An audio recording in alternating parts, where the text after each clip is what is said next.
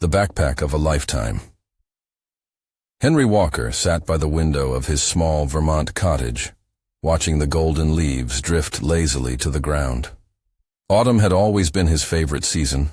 There was something poetic about the way the trees let go, unburdening themselves without hesitation, trusting that spring would bring new life.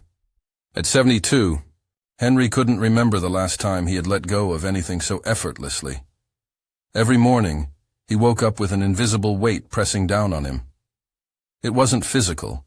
His back was still strong enough to split firewood, and his legs could carry him up the winding trails behind his house. But inside, he felt heavy, as if he were dragging something behind him with every step. It wasn't until one particularly crisp morning, as he sipped his coffee and watched the mist rise from the hills, that the thought occurred to him, what am I still carrying? It was a question that lingered, settling into the quiet spaces of his mind. Henry had spent a lifetime accumulating responsibilities, regrets, expectations, old beliefs. He had built a life around being useful, around being strong, around being someone that others could depend on. But now, as the years stretched before him with fewer obligations and more silence, he wondered if he had forgotten how to exist without all of it. What if I put it down? The thought was unsettling. Who would he be without the burdens he had carried for so long? Henry imagined it as a backpack, one he had strapped on as a young man, eager to prove himself. Over time, he had added to it a rock for every role he played, every fear he held on to, every grudge he never released. The weight had grown so gradually that he had stopped noticing it, mistaking the strain for normalcy. But as he sat there, he realized something startling. He had a choice. He could continue carrying everything, or he could start unpacking. The question was, where to begin? If you've ever felt like life has become heavier than it should be, you're not alone. This is the story of how Henry learned to let go, and how perhaps you can too. If this resonates with you, share your thoughts in the comments and let's walk this journey together. Letting go of the need to be useful. Who am I if I stop giving? For as long as he could remember, Henry Walker had been useful. It was how he defined himself. As a boy, he helped his father fix fences and stack firewood. As a husband, he made sure Mary never had to touch a broken cabinet or worry about a leaky faucet. As a teacher, he guided generations of students, taking pride in the fact that they sought him out years later, still remembering his lessons. Even after retirement, the habit remained. When his children became parents, he was the one who mowed their lawns, babysat their kids, assembled their furniture. Whenever the phone rang, he expected a request, a favor, advice, something to fix. And he was always ready, because deep down, being needed meant he still mattered. But the calls had grown less frequent. His children had found their own rhythms, raising families, navigating their own lives. The house, once filled with voices calling his name, was now quiet. One by one, the responsibilities that had once defined him had slipped away, leaving an empty space he didn't know how to fill. One Sunday afternoon, as he sat at his kitchen table, Henry felt the weight of that silence more than ever. The light streamed through the window, falling onto the chair across from him, the chair Mary had always sat in. The air was still. He tapped his fingers against the wood, waiting for something to demand his attention, for someone to need him. But no one did. The thought struck him suddenly, like an unexpected gust of wind. If he wasn't useful, then what was he? It was a question he had never allowed himself to ask. He had spent his life measuring his worth by how much he gave to others. Without that, without the to-do lists, without the roles that had once defined him, he felt weightless in a way that wasn't freeing. It was disorienting, like stepping off solid ground. That evening he called his daughter, Lisa, just to check in. He listened as she talked about her work, the kids' soccer games, the never-ending list of things to juggle. It was the kind of conversation that usually made him feel good, knowing he could step in, offer help, solve something. But this time, when he asked, "Is there anything I can do?" Lisa hesitated. "Dad, you don't have to do anything," she said. "We just love having you around. That's enough." Her words settled deep inside him. He wanted to believe them, but part of him resisted. Could it really be that simple? Had he spent a lifetime proving something that had never needed proving at all? The next morning, instead of finding something to fix, he walked to the park. He sat on a bench beneath the towering oak trees and watched the world move around him. He had spent his whole life doing, but today, he simply was. The wind stirred the golden leaves, a couple walked hand in hand, a little boy laughed as he chased a runaway balloon. Henry closed his eyes and let the sun warm his face. For the first time, he allowed himself to believe that he did not need to be needed to be worthy. He was enough, just as he was. The fear of growing old, the mirror of time. Henry Walker had never feared many things. He had faced storms that threatened to rip the roof off his home. He had stood firm when life handed him loss, and he had always been the kind of man who found solutions instead of dwelling on problems. But growing old, that was different. That was something he could not fix, could not outrun. The first time he truly saw his age was on an ordinary morning. He had just finished shaving when, without thinking, he lifted his face to the mirror. The reflection staring back at him was unfamiliar. He had seen himself in the mirror every day, but that morning he really saw himself. The deep lines around his mouth, the silver that had overtaken his hair, the way his skin had softened, sagging just slightly where it had once been firm. His hands, once strong and steady, bore the quiet tremble of time.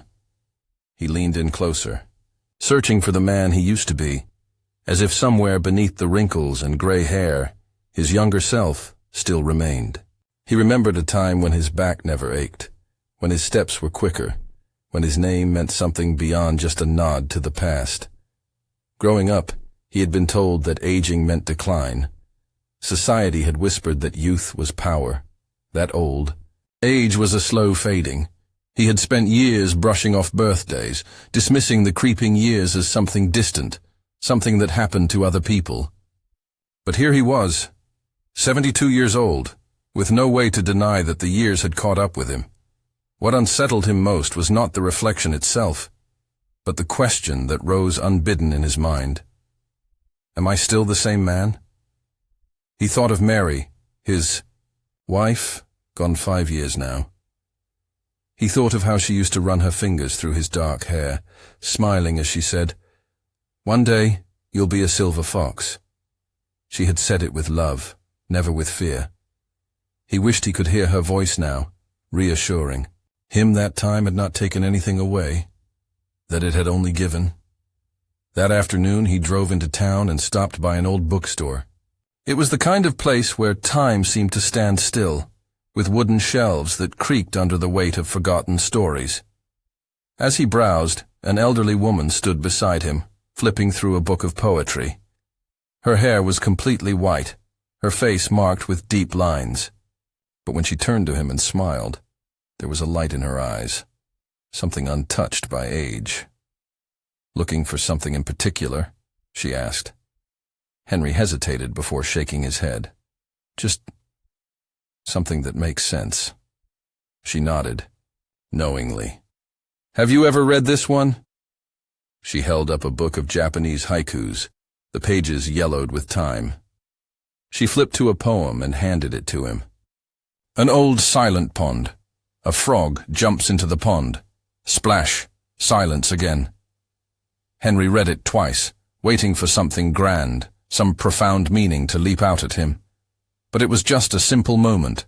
Water, movement, stillness. He looked up. "I don't get it," he admitted. The woman smiled. "It's about time. The frog jumps, the ripples spread, and then stillness. The water is changed, but it remains." He stared at the words again, feeling a strange warmth settle inside him. Maybe aging was like that. A moment of movement, of ripples, and then stillness. Not an ending, but a transformation. As he left the shop, he caught his reflection in the glass of the window. He no longer searched for the man he used to be. Instead, he saw someone different, someone who had lived, who had loved, who had gathered years the way trees gathered rings. He smiled. Time had not taken anything away. It had given him a new version of himself, one with stories etched into his skin, wisdom woven into his bones, and a heart that still beat strong, unburdened by the fear of growing old. The illusion of perfection, the broken teacup. The teacup slipped from Henry Walker's hands before he even realized he had lost his grip. It hit the kitchen floor with a sharp final sound, ceramic shattering against tile. He stood frozen for a moment, staring down at the pieces. It had been Mary's favorite cup, the one she used every morning for tea. Delicate, ivory-colored, with tiny blue flowers curling around its rim. He had kept it, untouched, on the shelf. For years, as if preserving it could somehow preserve the past. Now it lay in fragments at his feet. A frustrated sigh escaped his lips as he bent down to gather the broken shards. He should have been more careful. He should have paid more attention. He should have. Henry stopped himself. How many times had those words lived in his mind? I should have done this better. I should have been a better husband, a better father, a better man. I should have gotten everything right. He had spent a lifetime chasing perfection. In his career, in his home, in the way he carried himself. The belief that if he just worked hard enough, if he just tried a little more, he could get things just right. But no matter how much he tried, there was always something to fix. Something that could have been done differently. And now, in his 70s, he found himself looking back on his life, still measuring it in should-haves and if-onlys. Sitting down at the table, he laid the broken pieces in front of him. He could throw them away. He could sweep them up and pretend it had never existed. Or he remembered something. Years ago, when he and Mary had traveled to Japan, they had visited a small pottery shop in Kyoto. The shelves were lined with bowls and cups, each one unique. Some of them had shimmering veins of gold running through their cracks. When Henry had asked about them, the shopkeeper had explained, "This is kintsugi, the art of repairing broken things with gold. We don't hide the cracks. We honor them." He had nodded then, thinking it was a nice sentiment but not truly understanding it. Now, as he looked at the broken cup in front of him, those words came back to him in a different way. What if the cracks weren't something to erase? What if they were part of the story? Henry took a deep breath and let his fingers rest against the broken edges. The cup would never be the same, but that didn't mean it was ruined. It had held warmth. It had been part of countless quiet mornings. It had been loved. And now, even in its brokenness, it was still here. Just like him. For years, he had seen his own imperfections as failures. The mistakes he had made as a father. The arguments he had wished he could take back. The moments of fear and doubt he had tried so hard to push aside. He had spent so much time trying to smooth over the rough edges, to make himself into something flawless, not realizing that it was the imperfections that made him real. Maybe his hands trembled more now. Maybe his memory wasn't as sharp. Maybe he wasn't as strong as he once was, but he was still here. And maybe, just maybe, his cracks, his imperfections, were not something to be ashamed of. Maybe they were proof of a life well lived. The next morning, Henry took the broken pieces of the teacup and carefully glued them back together. He didn't have gold, but he used what he had, piecing it back with care, sealing the cracks in a way that made them part of its design. When he finished, he placed it back on the shelf, where it had always been, not perfect, but whole in a new way. And for the first time in a long time, he allowed himself to believe the same about himself. The overload of information, the noise of the world. The first thing Henry Walker did every morning was reach for his phone. It had become a habit, checking emails he no longer needed to respond to, scrolling through headlines that left him unsettled, flipping through news reports that blurred together in an endless stream of chaos. Even though he was retired, even though there were no more urgent meetings or deadlines, he still felt tethered to the need to know, to stay informed, to keep up. The world never seemed to stop moving, and neither did the flood of information pouring in from every direction. One morning, as he sipped his coffee and scrolled through the latest news on his phone, he felt it, a dull, restless ache in his chest. The headlines were the same as they had been yesterday. Conflicts in places he had never been. Scandals involving people he had never met. Disasters he could do nothing about. Each article demanded his attention, each notification pulling him further into a cycle of worry and frustration. It was as if the world was shouting at him, and he had no choice but to listen. But what was he really listening for? He put his phone down and stared out the window. Outside, the morning light touched the tops of the trees, the sky stretching wide and endless.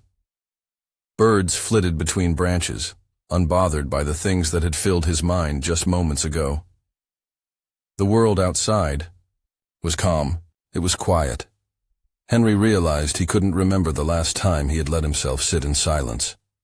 There had always been noise, news channels humming in the background, talk radio filling the empty spaces of his home, the constant buzz of updates, demanding his attention.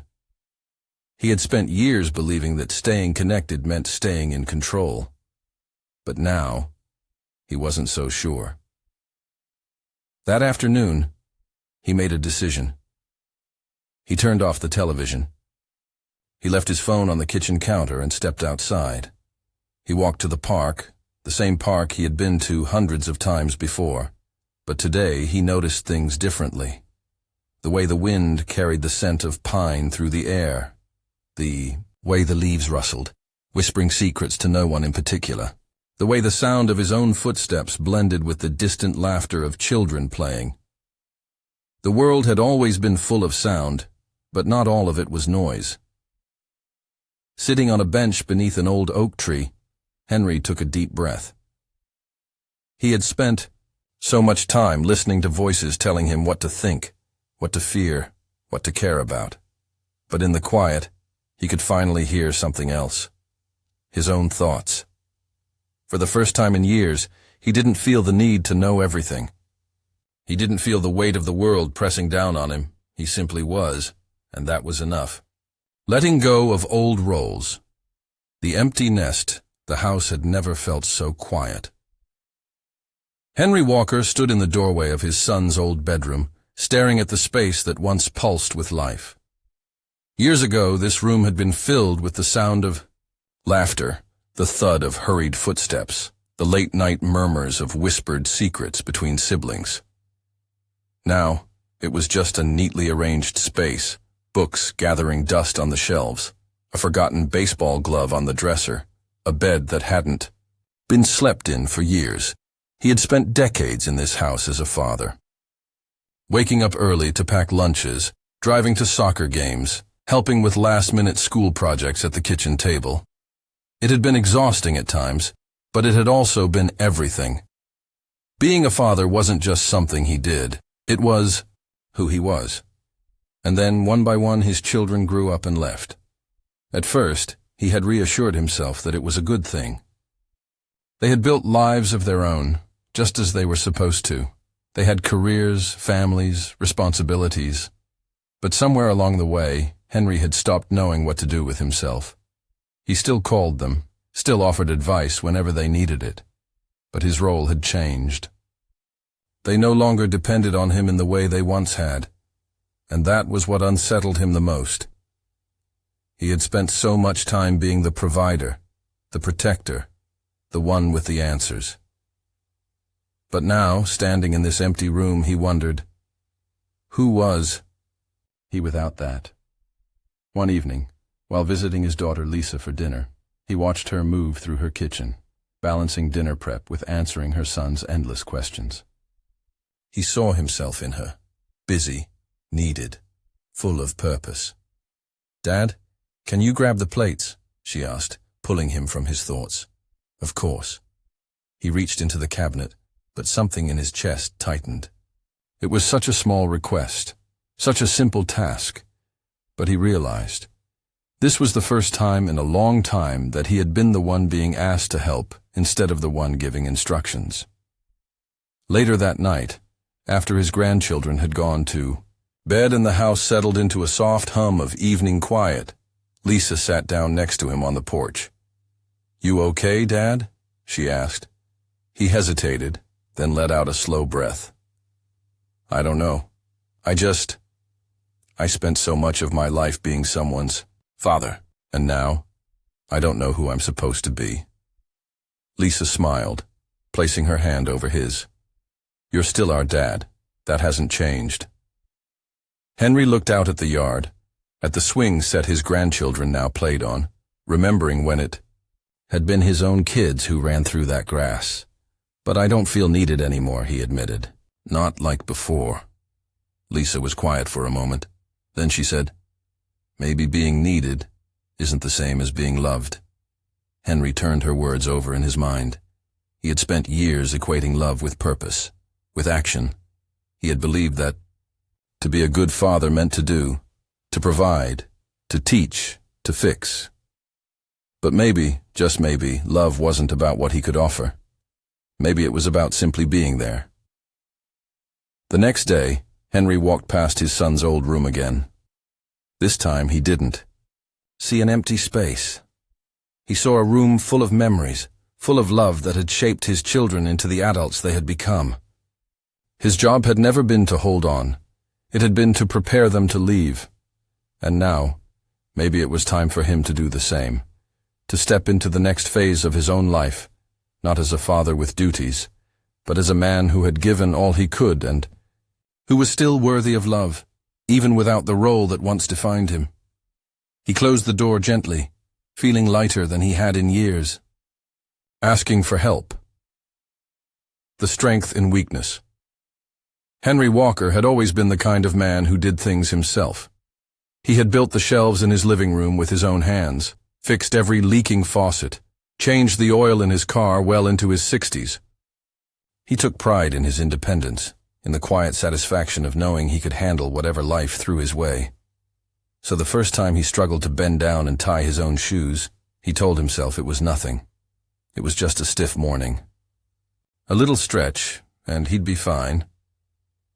But then there was the afternoon he tried to carry a bag of groceries from the car and had to stop halfway up the steps, his breath coming faster than it should have. And the day he stood in his kitchen, staring at the lid of a stubborn jar, his hands trembling with the effort to twist it open. He refused to ask for help.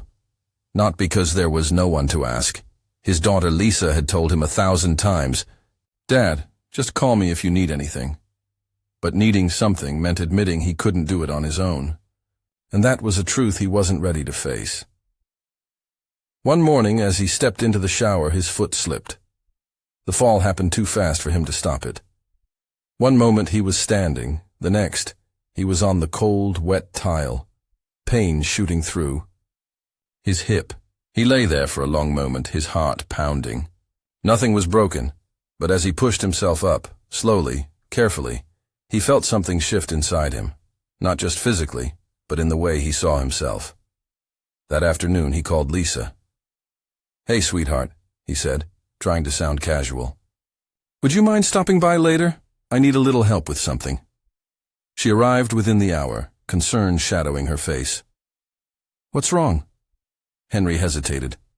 The words felt foreign in his mouth, uncomfortable in the way they exposed something he had spent a lifetime avoiding. "I slipped this morning," he admitted. "I'm okay, but I think I need to make some changes. Maybe some grab bars in the bathroom, maybe." He exhaled. "I don't know. I guess I just need a little help." Lisa didn't look at him with pity. She didn't rush to take over, to treat him like he was fragile. She simply nodded and said, "Okay, Dad, we'll figure it out together. Together." The word settled into him, warm and unfamiliar. For so long he had believed that asking for help meant weakness. That independence was proof of his strength. But as Lisa sat with him that evening, making a list of small changes they could make to the house, he realized something he had never understood before. There was strength in allowing himself to be cared for, strength in admitting he couldn't do everything alone, strength in the simple act of reaching out a hand and letting someone else take it. That night, as he lay in bed, Henry thought about all the times in his life when he had been the one offering help, when he had carried his children when they were too tired to walk, when he had lifted the heavy burdens his wife never even knew about, when he had been the steady foundation his family could lean on, and now, in this chapter of his life, maybe it was his turn to lean. He closed his eyes, feeling for the first time in a long time that he wasn't alone. Slowing down. The beauty of the present. Henry Walker had spent most of his life moving. There was always something to do, some place to be, someone to take care of. When he was younger, he rushed through mornings, gulping down coffee before hurrying off to work. Even after retirement, he filled his days with tasks, yard work, errands, fixing things around the house, anything to keep busy. He had always believed that movement meant purpose, that if he slowed down, life might pass him by. But one autumn afternoon, as he walked through the park, he noticed something strange. Everyone around him seemed to be in a hurry. A young man jogged past, checking his phone mid-stride. A woman pushed a stroller while talking into her headset. Even the elderly couple walking hand in hand moved with a kind of urgency, as if there were somewhere more important to be. Henry found a bench beneath a towering oak and sat down, watching the world rush by. He thought about all the times he had moved like that, always chasing the next task, the next goal. But now, at 72, what was he chasing? He looked up at the tree above him, its golden leaves swaying gently in the breeze. A single leaf broke free, twisting and turning in the air before settling softly on the ground. It didn't fight the wind. It didn't rush to land. It simply fell. For the first time in years, Henry allowed himself to be still. He closed his eyes and listened, the distant laughter of children playing, the rhythmic crunch of footsteps on the gravel path, the soft whisper of the wind through the trees. He felt the warmth of the sun on his face, the coolness of the breeze against his skin. The world wasn't passing him by. It was right here, and he had spent so much of his life too busy to notice it. That evening, instead of turning on the television, Henry brewed a cup of tea and sat on his porch.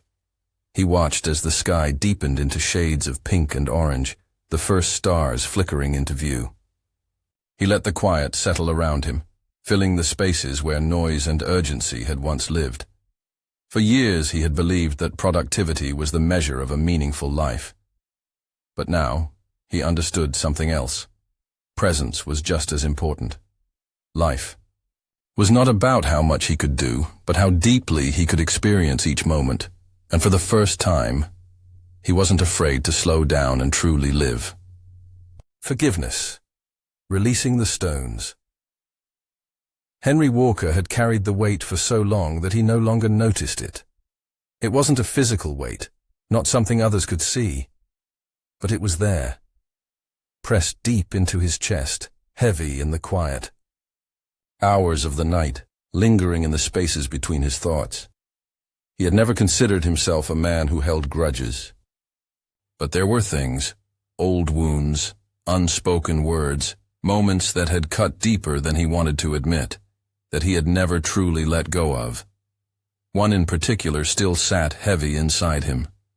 It had been nearly 30 years since he had last spoken to Thomas Carter, his oldest friend. They had once been inseparable. Boys who had spent summers fishing in the creek, young men who had stood beside each other at their weddings, friends who had shared every triumph and heartache that life had thrown their way, until the day that changed everything. Henry could still remember the fight, how quickly a simple disagreement had turned into something sharp, something unforgiving. There had been accusations, words spoken in anger, things neither of them had truly meant, but had no way of taking back. And then, silence. Days became months. Months became years. Neither of them reached out. Pride had built a wall between them, a wall that only grew taller with time. And now, 30 years later, Henry wasn't even sure he remembered exactly what had started it. All he knew was that the weight of it had never left him. One afternoon, as he walked through town, he passed the old cafe where they used to meet for coffee. He glanced through the window and felt his breath catch. There, sitting alone at a table near the back, was Thomas. His hair had turned silver, his face lined with the same years that had changed Henry. He was thinner than Henry remembered, but there was something achingly familiar in the way he stirred his coffee, lost in thought. Henry stood frozen, his heart pounding. He could keep walking. That was the easier choice. He had done it before. Years of walking past memories, of letting time build distance. But today, something in him shifted. Slowly, he pushed open the door. The bell above it chimed softly, but Thomas didn't look up. Henry took a breath, then crossed the room. When he spoke, his voice was steady, but quiet. "Tom." Thomas looked up, and for a long moment, neither of them spoke. There was surprise in his old friend's eyes, but there was something else too, something softer. Henry pulled out the chair across from him. "Mind if I sit?" Thomas nodded, and just like that, 30 years of silence cracked open. At first, there were no apologies, no grand gestures, just two old men, sitting across from each other, sharing the same space again. The conversation started slowly, with careful words. But as the minutes passed, the weight in Henry's chest began to lift. They didn't need to rehash the past. They didn't need to dissect who was right and who was wrong. All they needed was this: 2 cups of coffee, the murmur of conversation around them, and the quiet understanding that time had given them something far more valuable than anger. Henry left the cafe that day. He felt lighter than he had in years. Forgiveness wasn't about forgetting. It wasn't about justifying or erasing the past. It was about setting himself free. And as he stepped into the sunlight, he realized he finally had the lightness of being. The sun hung low in the sky, casting a golden glow over the quiet streets as Henry Walker walked home. The air was cool, carrying the crisp scent of autumn, and with each step, he felt something he hadn't felt in years: lightness. Not just in his body, but in his mind, in his heart. For decades he had been many things: a teacher, a father, a husband, a man people could rely on. Those roles had shaped him, given him purpose. But now, as the years stretched behind him and the road ahead grew shorter, he realized that he was not just the sum of what he had done for others. He was not just the responsibilities he had carried, the burdens he had borne, or the expectations he had once tried so hard to meet. He was simply Henry. For the first time, that felt like enough. As he reached the park, he paused by the wooden bench where he had so often sat in moments of reflection. The trees above him stood nearly bare, their leaves scattered like memories across the ground. He watched as a single leaf detached from a branch, drifting lazily through the air before landing softly on the earth below. Nature had always known how to let go. The trees did not mourn the loss of their leaves. The river did not cling to the rocks it passed. The wind never held onto the places it had been. And now, finally, Henry was learning to do the same. He closed his eyes for a moment and imagined it, the weight he had carried for so long. The silent pressures to be useful. The fear of growing old, the illusion of perfection, the grudges that had once felt impossible to release.